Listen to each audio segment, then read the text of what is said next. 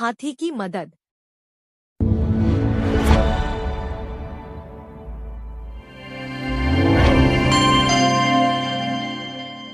एक घने जंगल में मोटूराम नाम का एक विशाल हाथी रहता था। वह बहुत ताकतवर था और अपनी ताकत पर उसे बहुत घमंड था। जंगल के सारे जानवर उससे डरते थे, क्योंकि वह कभी किसी की बात ध्यान से नहीं सुनता था।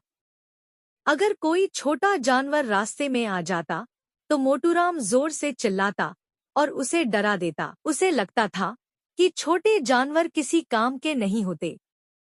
उसी जंगल में चिंकी नाम की एक छोटी चींटी भी रहती थी।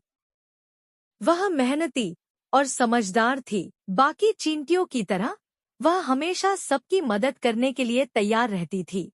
एक दिन जंगल में भयंकर गर्मी पड़ी। नदी और तालाब धीरे धीरे सूखने लगे। सारे जानवर पानी ढूंढने के लिए परेशान होने लगे। मोटूराम अपनी ताकत के भरोसे अकेला ही जंगल के दूर हिस्से में पानी खोजने निकल पड़ा।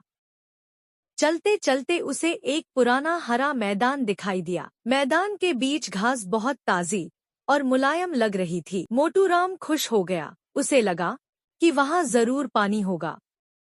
लेकिन जैसे ही वह मैदान के बीच पहुंचा, जमीन अचानक धंस गई। वह एक बड़े दलदल में फंस चुका था। उसने पूरी ताकत लगाकर बाहर निकलने की कोशिश की, लेकिन जितना हिलता उतना और अंदर धंसता जाता। धीरे धीरे शाम होने लगी। अब मोटूराम डर गया। पहली बार उसे एहसास हुआ कि सिर्फ ताकत हमेशा काम नहीं आती।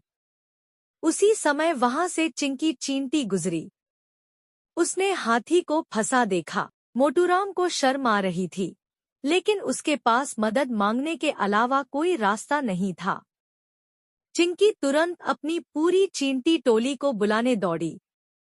थोड़ी ही देर में सैकड़ों चींटियां वहां पहुंच गईं। उन्होंने पास की बेलों और लकड़ियों को काट काट कर दलदल के ऊपर बिछाना शुरू किया। फिर धीरे धीरे मजबूत रास्ता बना दिया।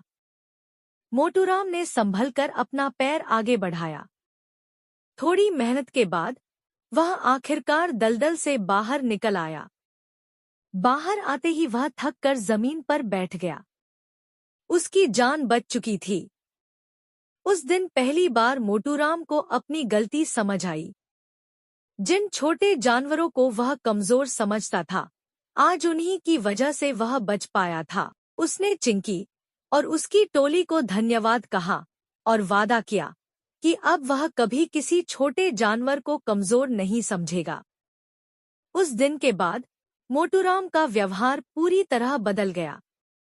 अब वह जंगल के हर छोटे बड़े जानवर की इज्जत करता था।